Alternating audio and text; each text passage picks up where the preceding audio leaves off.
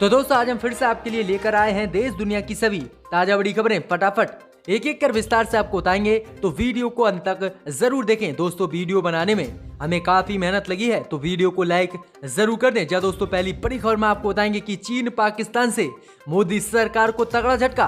चीन पाकिस्तान हुए एक, वहीं लद्दाख पर हमले की तैयारी में दोनों ही देश। मोदी सरकार ने भी LAC पर तैनात किए आज तेजस विमान। इसी बीच अगली बड़ी खबर में आपको बताएंगे कि कांग्रेस ने किया बड़ा ऐलान, कहा गैर गांधी ही बनना चाहिए कांग्रेस का अध्यक्ष। अगर भविष्य में कांग्रेस जीतती है तो गैर गांधी ही बनेगा अगला देश का प्रधानमंत्री। इसी बीच अगली बड़ी खबर में आपको बताएंगे कि सलमान खान के मर्डर की रची जा रही थी साजिश। बिश्नोई गैंग के शूटर ने किया खुलासा, कहा सलमान खान को लॉकडाउन नहीं होता तो अब तक मार देते। इसी बीच अगली बड़ी खबर में आपको बताएंगे कि राम मंदिर निर्माण के बाद मोदी ने कहा कि काशी व मथुरा विषय पर RSS और हिंदू संगठन रहे शांत, इसको देखेंगे आगे। इसी बीच अगली बड़ी खबर में आपको बताएंगे कि फेसबुक को लेकर भाजपा और कांग्रेस आमने सामने। फेसबुक के CEO को कांग्रेस ने भेजा पत्र, कहा बीजेपी और RSS के खिलाफ हो जांच। इसी बीच अगली बड़ी खबर में आपको बताएंगे कि माली में विरोध प्रदर्शनकारी और सैनिकों ने राष्ट्रपति प्रधानमंत्री को बंधक बनाया, जबरन लिया इस्तीफा। वहीं सरकार से नाराज चले थे देश के लोग। इसी बीच अगली बड़ी खबर में आपको बताएंगे कि मध्य प्रदेश में मायावती ने किया बड़ा ऐलान, कहा सभी 27 सीटों पर लड़ूंगी उपचुनाव, कांग्रेस को नहीं दूंगी अब के समर्थन, कांग्रेस करती है हमारे साथ गहरी साजिश। इसी बीच अगली बड़ी खबर में आपको बताएंगे कि सुप्रीम कोर्ट का फैसला आने के बाद भी PM केयर फंड पर कांग्रेस ने उठाए सवाल, कहा अब तो सुप्रीम कोर्ट से भी नहीं रही आस, सुप्रीम कोर्ट भी है मोदी की गोद में बैठा हुआ। इसी बीच अगली बड़ी खबर में आपको बताएंगे कि सुशांत सिंह राजपूत केस की जांच CBI करेगी या मुंबई पुलिस, आज सुप्रीम कोर्ट फैसला सुनाएगा। वहीं रिया चक्रवर्ती के वकील ने किया दावा, वो तो ना आदित्य ठाकरे को जानती है और ना अभी तक उससे मिली है। तो दोस्तों सभी खबरों को आज विस्तार से आपको एक एक कर बताएंगे, तो वीडियो को अंत तक जरूर देखें। इसी बीच बढ़ते दोस्तों पहली बड़ी खबर की ओर, तो चीन पाकिस्तान हुए एक, मोदी सरकार की बड़ी मुश्किलें। लद्दाख पर हमले की तैयारी में दोनों ही देश। मोदी सरकार ने भी चीन पाकिस्तान के खिलाफ तैनात किए तेजस विमान। जी दोस्तों आपको बता दें, ये बिग ब्रेकिंग न्यूज सामने निकल कर आ रही है कि चीन और भारत के खिलाफ एक बार फिर से सीमा पर तनाव बढ़ गया है, लेकिन गोदी मीडिया और मोदी सरकार इसे लेकर बिल्कुल चुप है। वहीं आपको बता दें कि चीन ने नई चाल चलते हुए पाकिस्तान को अपने साथ लेकर लद्दाख से लगी पाकिस्तान चीन की सीमा पर हथियारों को तैनात कर दिया है, लेकिन गोदी मीडिया बिल्कुल इस पर चुप है। वहीं आपको बता दें कि हमले की आशंका को देखते हुए मोदी सरकार ने भी भारत के स्वदेशी युद्धक विमान तेजस को तैनात कर दिया है चीन पाकिस्तान के खिलाफ। वहीं भारतीय वायुसेना ने बताया है कि चीन और पाकिस्तान मिलकर लद्दाख की सीमा पर साजिश रच रहे हैं और भारत पर हमले की तैयारी में दोनों ही देश हैं। और इसी आशंका को देखते हुए हमने 45 स्क्वाड्रन फ्लाइंग डैंगर्स को तैनात किया है, ताकि हम इसका मुंह तोड़ जवाब दोनों ही देश को दे सके। लेकिन गोदी मीडिया और मोदी सरकार इस पर बोलने से बिल्कुल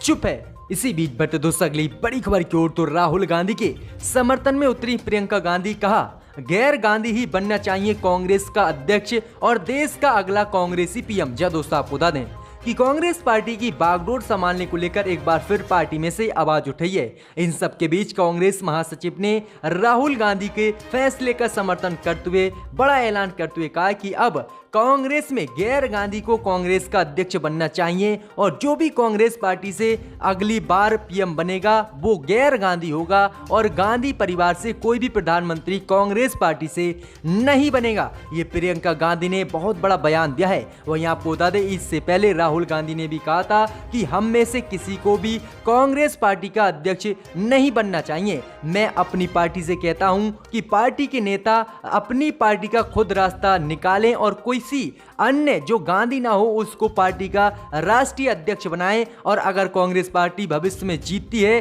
तो गैर गांधी ही अगला कांग्रेस का प्रधानमंत्री होगा। तो ये बड़ा ऐलान कांग्रेस पार्टी और प्रियंका गांधी ने कर दिया है। इसी बीच बढ़ते तो दोस्तों अगली बड़ी खबर की ओर तो सलमान खान पर मंडरा रहा है मौत का साया। बिश्नोई गैंग ने किया बड़ा खुलासा। सलमान खान के मर्डर की रची जा रही थी साजिश। जहां दोस्तों आपको बता दें कि उत्तराखंड से गिरफ्तार एक शूटर ने पुलिस को अपने चौंकाने वाले बयान में खुलासा किया है कि बिश्नोई गैंग के साफ शूटर राहुल ने फरीदाबाद पुलिस को बताया है कि बॉलीवुड एक्टर सलमान खान के मर्डर की प्लानिंग बनाई जा रही थी। उसका कहना है कि हरियाणा, पंजाब और राजस्थान के कुख्यात gangster Lawrence Bishnoi gang Salman की हत्या की साजिश रच रहा था, लेकिन लॉकडाउन की वजह से उनकी प्लानिंग कामयाब नहीं हो पाई। वहीं पुलिस का कहना है कि बिश्नोई गैंग ने राहुल को सलमान खान की हत्या करने की जिम्मेदारी सौंपी थी और जनवरी से वह सलमान खान के पीछे था, लेकिन बीच में लॉकडाउन लगने की वजह से सलमान खान पर वह हमला नहीं कर पाया। तो किस तरह से सलमान खान की मौत की भी साजिश भारत में रची जा रही है। इसी बीच बढ़ते दोस्तों अगली बड़ी खबर की ओर तो राम मंदिर निर्माण के बाद मोदी ने काशी व मथुरा विषय पर आरएसएस और हिंदू संगठनों को शांत रहने का दिया संदेश। जहां दोस्तों आपको बता दें कि प्रधानमंत्री मोदी ने आरएसएस के शीर्ष नेतृत्व व भाजपा और हिंदू संगठनों को राम मंदिर निर्माण पर पूरा ध्यान देने के लिए कहा है। इसके लिए संतों और आरएसएस के विभिन्न विंगों द्वारा एक वैश्विक आंदोलन व जागृत अभियान शुरू भी किया गया है। वहीं माना जा रहा था कि राम मंदिर निर्माण के बाद प्रधानमंत्री मोदी काशी व मथुरा विषय पर भी एक बड़ा ऐलान कर सकते हैं और वहां से ज्ञानव्यापी मस्जिद को बाबरी मस्जिद की तरह ही तुड़वाकर वहां पर भी मंदिर बना सकते हैं। लेकिन प्रधानमंत्री मोदी ने ऐसा नहीं किया और प्रधानमंत्री मोदी की तरफ से आरएसएस और हिंदू संगठनों को संदेश दिया गया है कि वह काशी मथुरा विषय पर कोई भी बयान ना दें और इस पर शांत रहें और राम मंदिर का जो निर्माण है उस पर पूरा अपना ध्यान केंद्रित करें और राम मंदिर को अच्छी तरीके से बनवाएं। भाई आपको बता दें कि हिंदू समाज के जो कुछ संगठन है उनका कहना है कि 500 साल पहले आरएसएस ने 1949 से लड़ाई लड़ी थी, लेकिन काशी मथुरा में मुगल साम्राज्य ने मंदिर को तोड़कर ज्ञानव्यापी मस्जिद बनाई थी। इसी तरह से अयोध्या में भी बाबरी मस्जिद को बनाया गया था। वहीं अयोध्या में तो राम मंदिर का निर्माण हो गया और यहाँ पर भी काशी मथुरा में ज्ञानव्यापी मस्जिद को तोड़कर काशी मथुरा में भी मंदिर बने। इसी बीच बढ़ते दोस्तों अगली बड़ी खबर की ओर जो बिग ब्रेकिंग न्यूज सामने निकल कर आ रही है कि अफ्रीकी देश माली में विरोध प्रदर्शनकारियों और सैनिकों ने मिलकर राष्ट्रपति प्रधानमंत्री को बनाया बंधक, जबरन लिया इस्तीफा। जहाँ दोस्तों आपको बता दें ये बिग ब्रेकिंग न्यूज सामने निकल कर आ रही है कि अफ्रीकी देश माली में विरोध प्रदर्शनकारी और सैनिकों ने मिलकर वहां की सरकार को तख्ता पलट कर दिया है। वहीं आपको बता दें कि राष्ट्रपति सहित प्रधानमंत्री तक का विरोध प्रदर्शनकारियों ने इस्तीफा ले लिया है। वहीं आपको बता दें कि माली सरकार के प्रवक्ता ने बताया है कि बमाको के कई हिस्सों में आगजनी की घटनाएं हुई। सबसे पहले बमाको से 15 किलोमीटर दूर स्थित कांटी कैंप में असंतुष्ट जूनियर अफसरों ने कमांडरों को हिरासत में लिया और उसके बाद कैंपस पे कब्जा जमा लिया। इसके बाद शहर के युवाओं ने सरकारी इमारतों को आग के हवाले कर दिया, जिसके बाद राष्ट्रपति और प्रधानमंत्री के इस्तीफे की मांग करते हुए अलग अलग हिस्सों में विरोध प्रदर्शन चला। लेकिन विरोध प्रदर्शन इतना बढ़ गया कि राष्ट्रपति सहित देश के प्रधानमंत्री को भी इन सैनिकों और विरोध प्रदर्शनकारियों ने अपने कब्जे में ले लिया और इसके बाद जबरन इस्तीफा राष्ट्रपति और प्रधानमंत्री से देश के ले लिया गया है। वहीं आपको बता दें कि राष्ट्रपति इब्राहिम और जो है प्रधानमंत्री का भी इस्तीफा लिया गया है। तो किस तरह से एक देश में प्रदर्शनकारियों ने इस्तीफा प्रधानमंत्री और राष्ट्रपति का लिया है, लेकिन भारत में ही प्रदर्शन हुए और राष्ट्रपति प्रधानमंत्री के इस्तीफे की मांग हुई, लेकिन ऐसा भारत में कुछ नहीं हो सका। इसी बीच बढ़ते दोस्तों अगली बड़ी खबर की ओर तो मध्य प्रदेश में कांग्रेस और बीजेपी को मायावती ने दिया तगड़ा झटका। सभी 27 सीटों पर होने वाले उपचुनाव को लड़ेगी बहुजन समाज पार्टी, कर दिया ऐलान। जब दोस्तों आपको बता दें कि मध्य प्रदेश में कमलनाथ के नेतृत्व वाली कांग्रेस सरकार का साथ देने वाली बहुजन समाज पार्टी अब प्रदेश की सभी 27 सीटों पर होने वाले उपचुनाव को लड़ेगी। पार्टी की अध्यक्ष मायावती ने इसका ऐलान किया है। मायावती ने कहा कि अब हम कांग्रेस का समर्थन किसी भी राज्य में नहीं करेंगे। अगर हमें बीजेपी का समर्थन करना पड़ा तो हम बीजेपी का साथ देंगे, लेकिन अब कांग्रेस का साथ हम कहीं पर नहीं देंगे। वहीं आपको बता दें कि हाल ही में कमलनाथ की सरकार मध्य प्रदेश में गिरी थी, जिसके बाद बीजेपी की वहां सरकार बनी थी। वहीं 27 सीटें से जो कांग्रेस के विधायक थे वो बीजेपी में गए थे। अब उन सभी 27 सीटों पर उपचुनाव होने वाले हैं और इसी को लेकर मायावती ने ऐलान किया है कि वह 27 सीटों पर सभी पर उपचुनाव लड़ेगी, जिसको लेकर कांग्रेस और बीजेपी को झटका लगने वाला है। इसी बीच बढ़ते दोस्तों अगली बड़ी खबर की ओर, तो फेसबुक को लेकर कांग्रेस और भाजपा आमने सामने। राहुल गांधी पर भी भाजपा ने बोला हमला, वहीं कांग्रेस ने सीबीआई जांच की मांग। जी दोस्तों, आपको बता दें कि फेसबुक से जुड़े विवाद को लेकर एक बार फिर से कांग्रेस और बीजेपी आमने सामने आ गई है। मंगलवार को कांग्रेस ने कंपनी के प्रमुख मार्क जुकरबर्ग को ईमेल के माध्यम से इसकी जांच कराने की मांग की थी। उधर अब इसी को लेकर बीजेपी ने कांग्रेस नेता राहुल गांधी पर निशाना साधा है। भाई आपको बता दें कि कांग्रेस के नेता राहुल गांधी पर निशाना साधते हुए बीजेपी नेता रविशंकर प्रसाद ने कहा कि फेसबुक यदि सार्वजनिक मंच है तो कोई भी अपनी विचारधारा के समर्थन में बात रख सकता है। वैसे फेसबुक ने भाजपा के समर्थकों के भी जो है हेट स्पीच वाले अनेक पेज को हटाया है, लेकिन हमें अफसोस इस बात का है कि जिन लोगों का भारत में राजनीति का वजूद खत्म होता जा रहा है, वे अभिव्यक्ति के मंच पर भी अपनी मनमानी चला रहे हैं। प्रसाद ने आगे राहुल गांधी पर आरोप लगाते हुए कहा कि दिल्ली विधानसभा चुनाव के दौरान राहुल ने प्रधानमंत्री मोदी के लिए कहा था कि अगर उन्होंने बेरोजगारी के मुद्दे को ठीक से नहीं संभाला तो देश के नौजवान उन्हें डंडों से पीटेंगे। आगे उन्होंने कहा कि ये फैसला उनका हिंसा फैलाने वाला राहुल गांधी का नहीं था। क्या फेसबुक ने उनके इस बयान को हटाया? इसी बीच बढ़ते दोस्तों अगली बड़ी खबर की ओर, तो सुप्रीम कोर्ट के फैसले के बाद भी पीएम केयर फंड पर कांग्रेस ने बीजेपी पर बोला हमला, कहा फिर भी रहेगी जवाबदेही। सुप्रीम कोर्ट है बीजेपी के पक्ष में। जी दोस्तों, आपको बता दें कि सुप्रीम कोर्ट द्वारा पीएम केयर फंड को लेकर सुनाए गए फैसले से अब भी कांग्रेस संतुष्ट नहीं है और कांग्रेस ने इसकी पारदर्शिता को देते हुए सुप्रीम कोर्ट सहित बीजेपी पर हमला बोला है।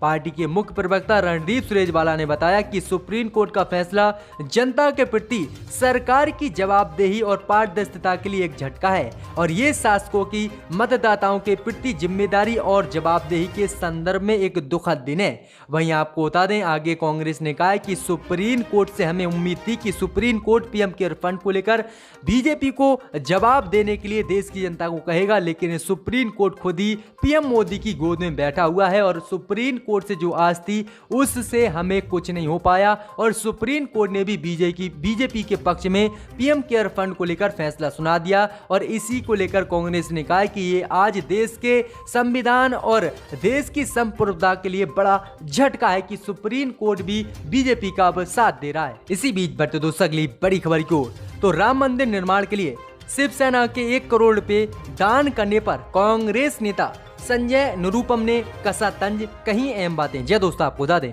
कि ऐतिहासिक राम मंदिर का शिलान्यास प्रधानमंत्री मोदी के द्वारा हो चुका है, लेकिन आपको बता दें कि शिवसेना ने शुरू से ही राम मंदिर के निर्माण में अपनी अहम भूमिका होने की बात कही थी। वहीं राम मंदिर के निर्माण कार्य के लिए महाराष्ट्र के मुख्यमंत्री उद्धव ठाकरे ने मंदिर ट्रस्ट को 1 करोड़ रुपए भी दान किए हैं। अब इसी 1 करोड़ रुपए को लेकर कांग्रेस नेता संजय निरुपम ने सवाल उठाए हैं। वहीं आपको बता दें कि मुंबई मेयर और किशोरी पेडनेकर यानी शिवसेना की मेयर ने मंदिर और मस्जिद वाले बयान पर सवाल उठाए थे और कहा था कि जो पैसा शिवसेना ने दिया है मंदिर के लिए 1 करोड़ रुपए, उसको मंदिर के लिए ना देकर अस्पताल के लिए दिया जाना चाहिए। ये आवाज भी शिवसेना की तरफ से ही उठी थी। अब इस शिवसेना की आवाज को संजय निरुपम ने बुलंद किया है और संजय निरुपम कांग्रेस नेता ने शिवसेना पर निशाना साधते हुए कहा है कि अब या तो शिवसेना अपने अयोध्या में दिए गए 1 करोड़ रुपए को वापस ले या फिर जो भी शिवसेना की तरफ से मंदिर की बजाय अस्पताल बनाने पर पैसा खर्च करने के जो बयान दिए जा रहे हैं या फिर उसे वापस ले। तो ये काफी बड़ा हमला संजय निरुपम ने बोला है कांग्रेस के नेता ने। इसी बीच बढ़ते दोस्तों अगली बड़ी खबर की ओर, तो सुशांत सिंह राजपूत केस की जांच सीबीआई करेगी या मुंबई पुलिस, सुप्रीम कोर्ट आज सुनाएगा फैसला। वहीं रिया चक्रवर्ती के वकील ने किया दावा कि वो ना तो आदित्य ठाकरे को जानती है और ना कभी उससे मिली है। जी दोस्तों, आपको बता दें कि सुशांत सिंह राजपूत की सीबीआई जांच को लेकर देश से कई आवाजें उठ रही हैं। वहीं अब सुप्रीम कोर्ट इसमें फैसला सुनाएगा कि सुशांत सिंह राजपूत केस की जांच सीबीआई करेगी या मुंबई पुलिस। वहीं इससे पहले रिया चक्रवर्ती के वकील ने दावा किया है, उन्होंने बताया कि ना तो वो आदित्य ठाकरे को जानती हैं और ना कभी मिली हैं। वहीं आपको बता दें कि सुशांत सिंह राजपूत सुसाइड केस में रिया चक्रवर्ती समेत उद्धव ठाकरे के बेटे आदित्य ठाकरे को भी घसीटा जा रहा था। आदित्य ठाकरे ने पहले भी बयान दिया था कि वह जो है कभी भी सुशांत सिंह राजपूत से नहीं मिले थे और ना ही वे उसे जानते थे और उनके परिवार पर कीचड़ बीजेपी की तरफ से उछाली जा रही है। अब इसी को लेकर रिया चक्रवर्ती के वकील ने भी दावा किया है कि वो भी कभी आदित्य ठाकरे से नहीं मिली थी और ना ही उसे जानती हैं। तो देखते हैं कि आज सुप्रीम कोर्ट का क्या फैसला आता है कि सीबीआई करेगी जांच या फिर मुंबई पुलिस। तो दोस्तों वीडियो में आज इतना ही। अगर वीडियो आपको अच्छी लगी हो तो चैनल को सब्सक्राइब करके वीडियो को लाइक भी जरूर कर दें और अपना कमेंट करके सुझाव दें। इस आह्वान में आकर